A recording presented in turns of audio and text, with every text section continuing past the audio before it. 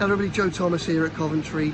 Lights still on at the stadium, but everyone's pretty much gone now. I've just had 5 minutes with Sean Dyche, just trying to sum up my thoughts really on a really disappointing defeat, 3-0 here to the Championship opposition. There are mitigating factors, they are further along in their pre-season.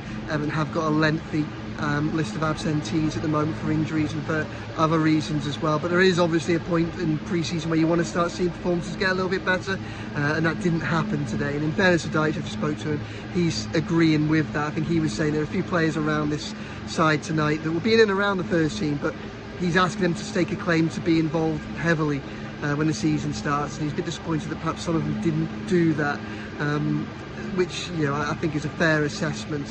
Everton were just second best throughout this. Ellis Simms, one of the things that made this very difficult, I think, today was the contrast with the threat that he provided compared to what Everton did with their attack as well.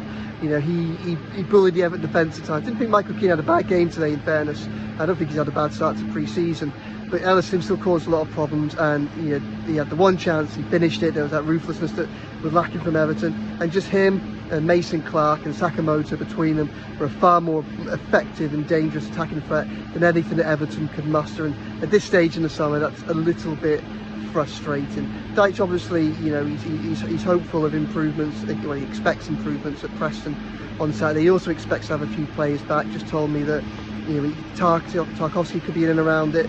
Idrissa Gueye could be back in the squad. Jesper Lindstrom wasn't involved tonight, which is a bit of a surprise, but he could be involved at the weekend. That's not injury related. Jake O'Brien, a new signing, could be involved at the weekend as well. One player that might not be, and this is probably the worst takeaway from tonight, and that's Yusuf Chamiti, probably Everton's best player of pre-season so far.